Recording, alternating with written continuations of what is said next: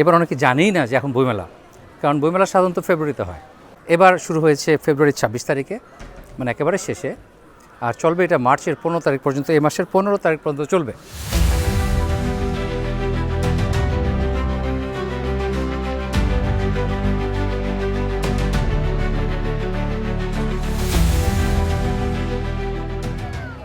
আসসালামু আলাইকুম, আমি মোহাম্মদ আল ফারুক বলছি 21শে বইমেলা থেকে।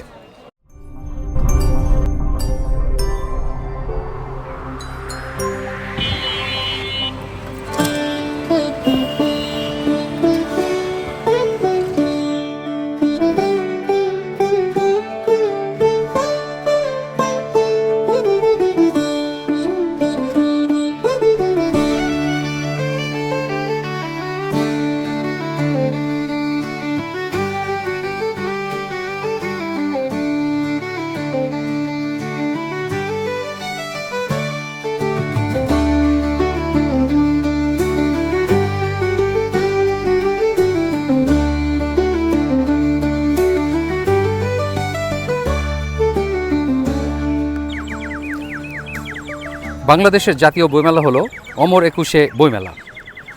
1972 সালে প্রকাশক চিত্ররঞ্জন সাহা বাংলা একাডেমির সামনে একটি চাটাই পেতে কয়েকটি বই বিক্রি করেন শহীদ দিবসে। এরপর ধীরে ধীরে অন্য প্রকাশকরাও যোগ দেন। 1978 সালে বাংলা একাডেমি আনুষ্ঠানিকভাবে মেলার দায়িত্ব নেয়। পরে 1984 সালে প্রথমবার এটি অমর 21শে গ্রন্থমেলা নামে আনুষ্ঠানিকভাবে আয়োজন করা হয়। এরপর থেকেই বইমেলা ধীরে ধীরে বড় হয়ে আজকের বিশাল সাংস্কৃতিক উৎসবে পরিণত হয়েছে।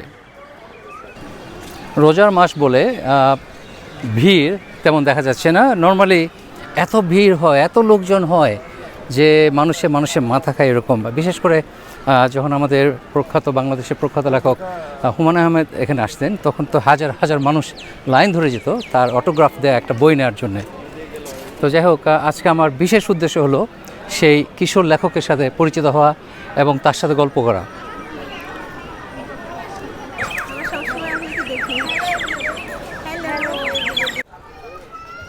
বইমেলা মানেই নতুন বই, নতুন লেখক আর নতুন স্বপ্নের গল্প। আজ আমি এসেছি এমন এক বিশেষ লেখকের সাথে আপনাদের পরিচয় করিয়ে দিতে। মাত্র 13 বছর বয়সে যে নিজের বই প্রকাশ করেছে। মা বাবা দুজনেই ব্যস্ত চিকিৎসক, কিন্তু তাদের সন্তান বেছে নিয়েছে লেখালেখির জগৎ। বইমেলার ভিড়ের মাঝে এই কিশোর লেখক আজ হয়ে উঠেছে অনেকের কৌতূহলের কেন্দ্র। চলুন পরিচয় হয়ে যাক এই উদীয়মান তরুণ লেখকের সাথে এবং শুনি তার বই লেখার অনুপ্রেরণার গল্প। তো ওর বই আয়ান ছাপা হয়েছে ছায়াবিথির প্রকাশনীর মাধ্যমে। আর এটা হলো আমার মামা। আঙ্কেল, আসসালামু আলাইকুম। বাংলাদেশের নামকরা একজন ডাক্তার প্লাস ট্রাভেল লেখক মোহাম্মদ আশরাফুদ্দিন আহমেদ, আর লেখালেখি করেন শাকিল আহমেদ নামে। সালামু আলাইকুম, সবাই আশা করি ভালো আছেন। আমরা এখন আছি বইমেলায়, আমাদের প্রাণের মেলা। এবার যদিও প্রাণের মেলাটা একটু কেমন যেন একটু মন খারাপ করা প্রাণের মেলা আর কি, তারপরেও প্রাণের মেলা, সেই মেলার টানেই রোজার মধ্যে। তারপরেও ফেব্রুয়ারি মাসে যে মেলার যে আনন্দটা, সেই আনন্দটা থেকে এবার আমরা কিছুটা হলেও বঞ্চিত। তারপর কিন্তু আমরা মেলায় আসা বন্ধ করি না, আমরা মেলায় আসছি। এবং বই হচ্ছে আমাদের মনোবিকাশের একটা অন্যতম গুরুত্বপূর্ণ অঙ্গ এবং সবচেয়ে প্রিয় বন্ধু। আপনাকে সব বন্ধু ছেড়ে যেতে পারে, কিন্তু বই কখনো ছেড়ে যাবে না। আপনার মন খারাপ হলে একটা ভালো বই কিন্তু মন ভালো করে দিতে পারে। একটা ভালো বইয়ের মাধ্যমে কিন্তু আপনি ঘুরে আসতে পারেন দেশ বিদেশ, প্রচুর জ্ঞানও অর্জন করতে পারেন। সেই থেকেই বলবো আপনাদের সবাইকে মেলায় আসবেন, বই কিনুন বেশি করে এবং বই উপহার দিন সবাইকে। নিজেদের যে পরবর্তী প্রজন্মকে কিন্তু বইয়ের সাথে পরিচয় করিয়ে দিন, তাহলে কিন্তু আমাদের প্রজন্ম এগিয়ে যাবে।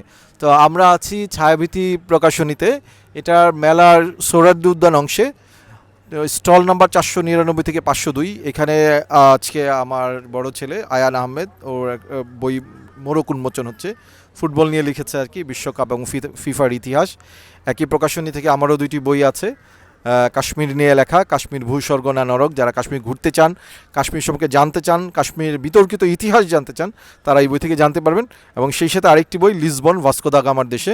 লিসবন সম্পর্কে যদি কেউ ঘুরতে যেতে চান, একটা সুন্দর ট্রাভেলক হবে আপনাদের জন্য আর কি, একটা গাইড হতে পারে লিসবন ঘোরার জন্য। তো ভালো থাকুন, সাথেই থাকুন। আমাদের আজকের যে star of the show Ayaan, আমাদের উদীয়মান কিশোর লেখক, ফিফা নিয়ে লিখেছে। দেখি তো ভাইয়া তোমার বইটা। আর তাকে ভাইয়া বললাম কারণ সে আমার নাতি হয়। আমার ভাগিনার ছেলে, আমার মামার ছেলে, সেই অনুষ্ঠানে নাতি। আসসালামু আলাইকুম, আমার নাম আয়ান আহমেদ। আমি ক্লাস 7-এ পড়ি, বর্তমানে বিশিষ্ট Munshi Abdul public college school and কলেজে আছি। তো ভাইয়া, তুমি এত বড় একটা কাজ করে ফেললে। আমার মনে হয় তুমি বাংলাদেশের সবচেয়ে ইয়াং একজন লেখক যার বই পাবলিশ হয়েছে।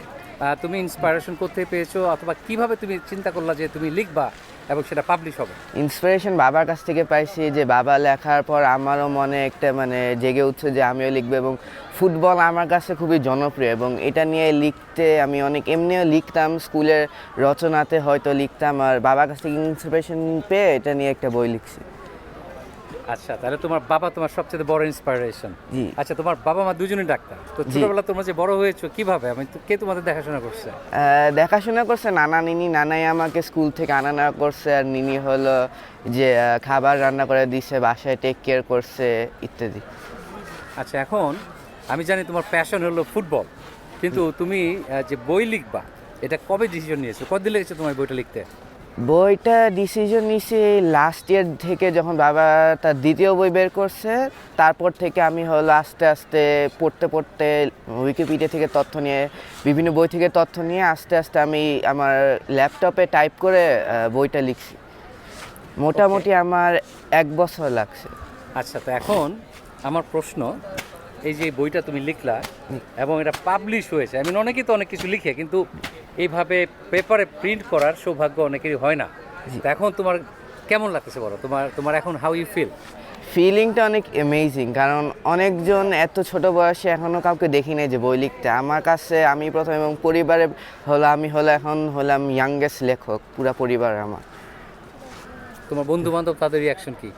তারা তো প্রথমে বিশ্বাস করেনি আমাকে কেউ যে লিখছি, পরে যখন ওদেরকে পিডিএফ দিছি যে এই যে দেখ, তখন তো চমকায় গেছে, অবাক হয়ে গেছে, ওরা কংগ্রাচুলেট করছে। অনেকজন বলছে যে আজকে আসবে ইফতারের পর।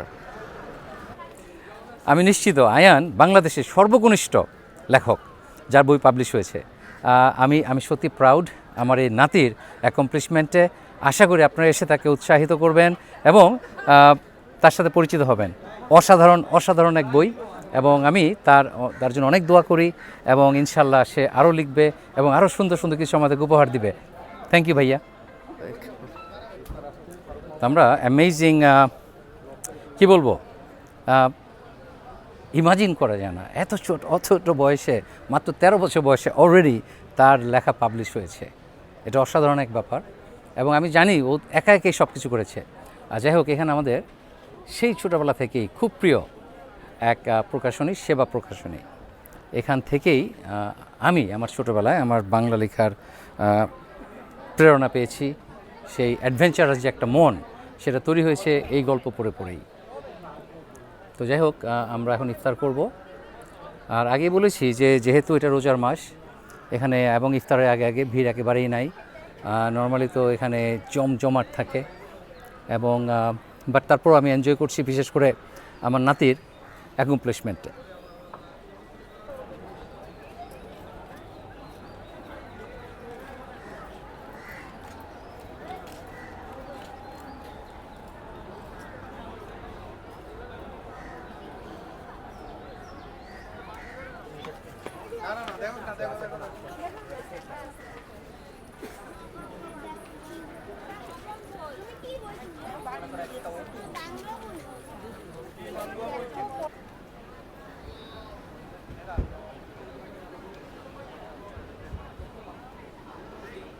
অনেকে বসে গেছে মাঠে ইফতার করতে।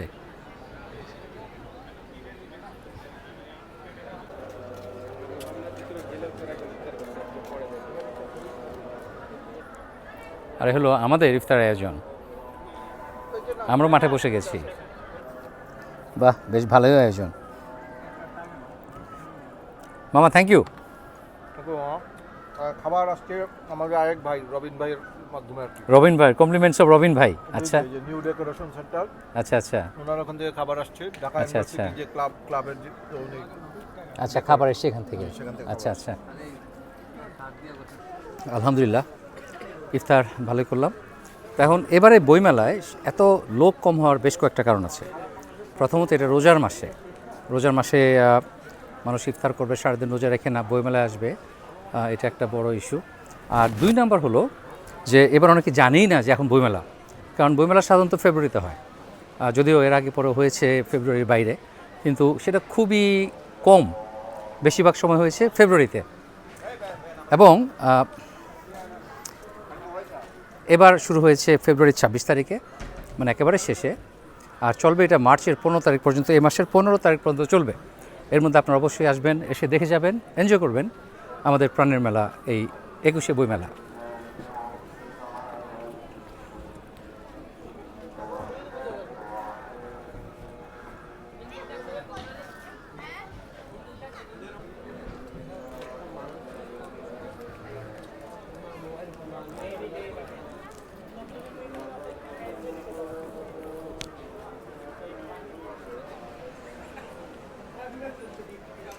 আমাদের ছোটোবেলার প্রথম বইয়ের নাম ছিল আদর্শ লিপি, সেই নামটা দেখে বেশ ভালো লাগলো। একটা সম্পূর্ণ ভিন্ন ধরনের একটা স্টল দেখলাম, এবং তাদের এই লেখাটাও সত্যি ইন্সপায়ারিং। আর এটার ডিজাইনটা আপনাদেরকে একটু দেখাই।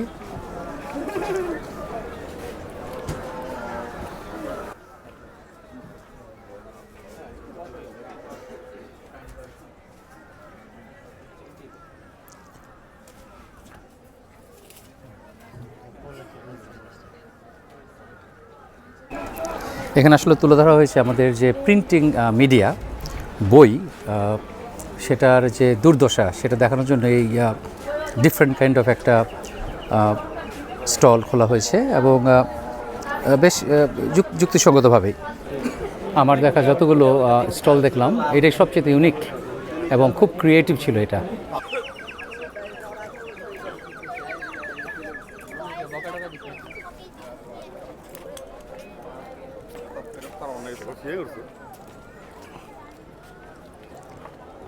তো এই অংশটা আমার আগে কখনো আসা হয়নি, এবং এই প্রথম আমি দেখলাম বাংলাদেশের স্বাধীনতা স্তম্ভ।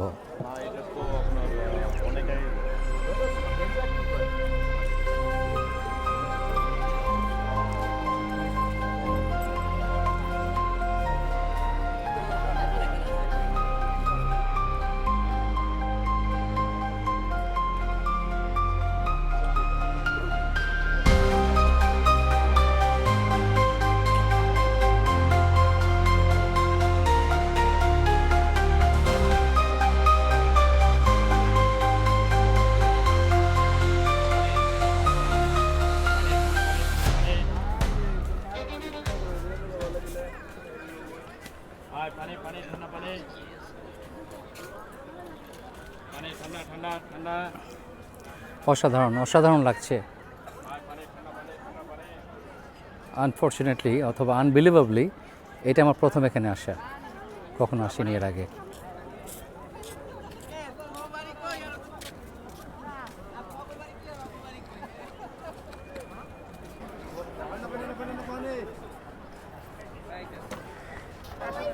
চা বিরিয়ানি ছাড়া বাংলাদেশের তো কোনো গ্যাদারিং হয়ই না। এটা চায়ের স্টল, বেশ ভিড় এখানে। আর এ পাশে আছে ফাস্ট ফুড, নান্না বিরিয়ানি এবং কাবাব ঘর। হায়রে বাঙালি আর কাবাব।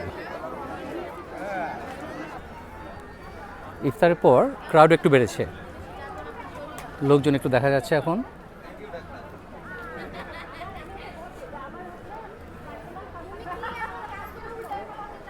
একটু বইমেলা ভাইব এসছে।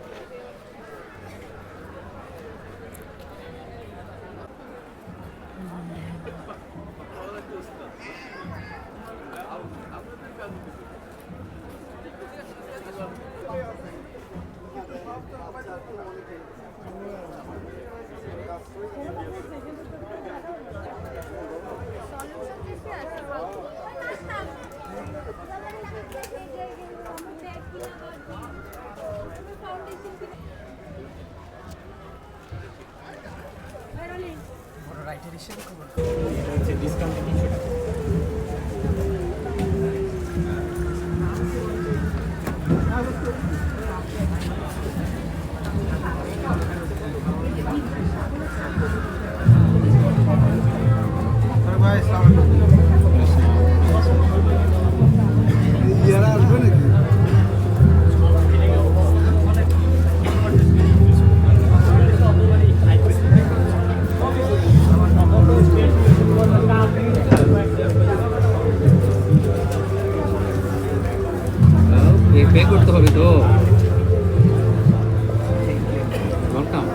সে লিখেছে ফারুক দাদার জন্য শুভেচ্ছা।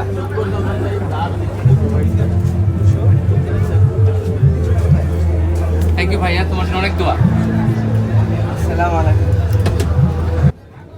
তা আমার ভাই আয়ান, ওর যে টিচার, প্রাইভেট টিউটর আব্দুল্লাহ, তো তার সাথে দেখা গেল। তো ভাই, আপনি আপনার একজন ছাত্র, একটা জুনিয়র, একেবারেই ইয়াং এক ছাত্র, সে বই পাবলিশ করলো, আপনার ফিলিংস কেমন? জি, আমার ফিলিংস খুবই ভালো। আমার ফিলিংস খুবই ভালো। আমার ছাত্র, সে আমি ক্লাস 6 থেকে পড়াই, এখন ক্লাস 7-এ পড়ে। তার অত্যন্ত তার মেধা আছে, তার চিন্তার ভালো গভীরতা আছে এবং দেশ বিদেশ বর্তমান সময় সব কিছু নিয়ে সে গভীরভাবে চিন্তা করে এবং উজ্জ্বল বাংলাদেশের এই বয়সের একটা ছাত্রের তার একটা উজ্জ্বল মন মানসিকতা, উজ্জ্বল চিন্তা ভাবনা এবং খুব ভালো মানসিকতার একটা বহিঃপ্রকাশ ঘটে তার লেখনী, তার চলাফেরা, তার আচার ব্যবহারের মাধ্যমে। আশা করি সে ভবিষ্যতে খুবই ভালো কোনো কিছু করতে পারবে ইনশাআল্লাহ। Thank you. ইনশাআল্লাহ।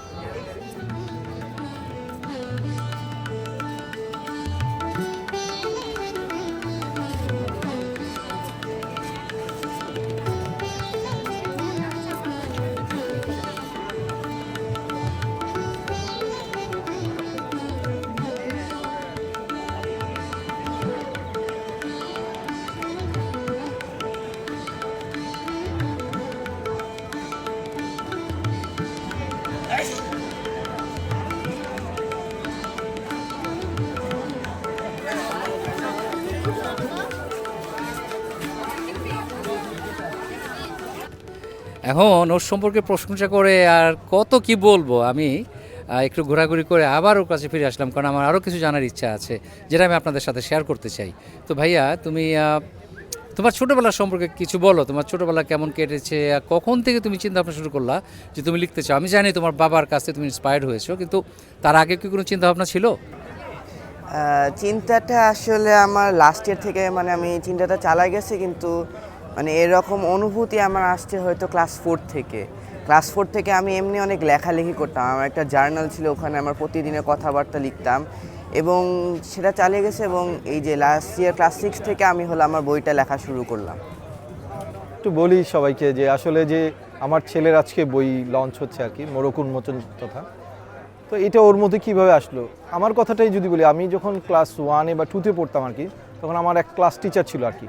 উনি রেগুলার পড়ালেখার বাইরে প্রতিদিন আমাকে একটা কাজ দিয়ে যেত, যে কোনো কিছু সম্পর্কে 10 লাইন লিখে রাখবা, কোনো র্যান্ডম। যেমন কোনো দিন বললো রিক্সা সম্পর্কে লেখো, কোনো দিন বললো তোমার মা সম্পর্কে লেখো, কোনো দিন বললো টেলিভিশন সম্পর্কে লেখো। তো আমি না লিখতাম, তো লিখতে লিখতে দেখলাম যে একটা আমার লেখার প্রতি একটা ঝোঁক তৈরি হয়েছে। সেই জিনিসটাই আমি চেষ্টা করেছি আমার 2 ছেলে আয়ান এবং আয়মানের মধ্যে ছড়িয়ে দিতে। ও যখন একটু একটু করে লেখা শুরু, মানে লেখালেখি করতে পারলো, স্কুলে লেখা লিখতে পারতেছে, কিছুটা জ্ঞান বুদ্ধি হয়েছে, তখন থেকে ওকে আমি প্রতিদিন বলতাম কিছু লিখতে, যা মনে চায়। ও যে বললো যে ও যে জার্নাল বলতে আসলে একটা ডায়েরি বুঝিয়েছে আর কি। ওকে একটা ডায়েরি দিয়ে দিয়েছিলাম, সেই ডায়েরিতে প্রতিদিন কিছু না কিছু লিখতে বলতাম, যে কোনো কিছু র্যান্ডম থটস, যে কোনো বই সম্পর্কে লিখতে বলতাম, বা কোনো বই পড়লো বা কোনো মুভি দেখলো, সেই মুভি সম্পর্কে বলতাম যে 10টা লাইন লিখে রাখো। আসলে এইভাবে করেই হয়তো উৎসাহিত হয়েছে আছে লেখার প্রতি আর কি। তো আসলে বাসার যা ছোটরা আছে তাদেরকে কিন্তু এই দিকটায় উৎসাহিত করা, এই যে এই দিক নির্দেশনা দেওয়াটা কিন্তু আমাদের বড়দেরও দায়িত্ব। আমরাই কিন্তু তাদেরকে হাতে ধরে আলোকবর্তিকার দিকে এগিয়ে দিতে পারি আর কি। তো সবাই ভালো থাকবেন এবং আশা করি যে আমাদের পরবর্তী প্রজন্মকে বইয়ের সাথে পরিচয় করিয়ে দেবেন। যত না মোবাইল গেমসের আসক্তি, সেটা থেকে সরিয়ে এনে বইয়ের আসক্তিটা তাদের মধ্যে ছড়িয়ে দিন। অবশ্যই ভালো বই পড়তে হবে, তাতেই আমাদের পরবর্তী জেনারেশন গড়ে উঠবে। ধন্যবাদ। আসলে মামা, আমি জানি তুমি তোমার বউ প্রায় লন্ডন চলে যাও, স্পেশাল বিভিন্ন সেমিনার, বিভিন্ন ট্রেনিং, বিভিন্ন কোর্সে, আরও বেশি বিভিন্ন সাবজেক্টে পড়াশোনা করার জন্য। তোমার মেইন সাবজেক্টটা তো আসলে? আমার মেইন সাবজেক্ট আসলে মেডিসিন এবং ডায়াবেটিস জনিত যে জটিলতা, সেগুলো নিয়েই কাজ করি। সেই সাথে বাংলাদেশে যারা যারা আছে, বৃদ্ধদের জন্য স্পেশালি একটা জেরিয়াট্রিক মেডিসিন, সেটাতে আমি ইংল্যান্ডে ট্রেনিং করি এসে এখানে সেটা নিয়েও কিছু কাজ করি। এবং প্যালিয়েটিভ কেয়ার মেডিসিন, যেটা হচ্ছে শেষ অবস্থা, রোগের শেষ অবস্থা, যখন চিকিৎসকরা বিদায় দিয়ে দেয় তখন এই রোগীগুলোর অনেক ধরনের সমস্যা থাকে, এদের যে উপশম সেবা, সেটার নামই প্যালিয়েটিভ মেডিসিন। এটা নিয়ে আমি কাজ করি।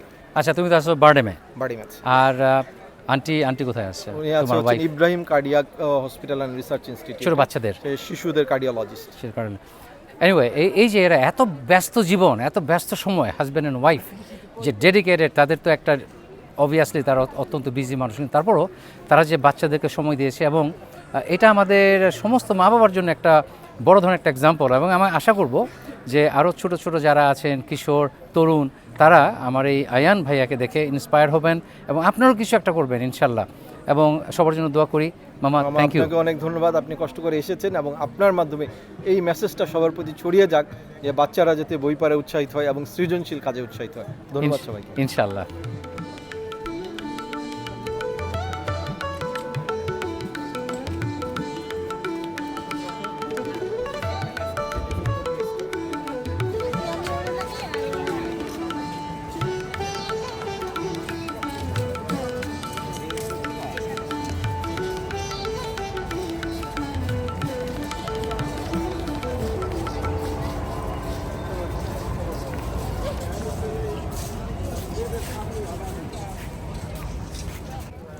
এই ইয়াং বয়সে এই যে ডেডিকেশন, 1 বছর এক নাগারে লেখা, এই যে ধৈর্য, এটা আমাদের বড়দের অনেক সময় নাই। আর বিশেষ করে এই সময় যেখানে ছেলে মেয়েরা ভিডিও গেম নিয়ে ব্যস্ত, তাদের ক্রিয়েটিভ চিন্তা ভাবনা করার সময় কোথায়, সেখানে ওকে আমার আয়ানকে আমার অনেক অনেক ধন্যবাদ দিতে হয়। এবং আমি আশা করব তুমি এভাবে লিখে যাবা এবং আমাদেরকে আরও অনেক ভালো ভালো কিছু উপহার দিবা। Thank you. Thank you. তো এখন আমার এখানে ঘোরাঘুরি শেষ, সারাদিন রোজা রেখে অবশ্যই অনেক ক্লান্ত, বাসায় ফিরে যাচ্ছি। এখানে মোটামুটি ঘোরাঘুরি করলাম।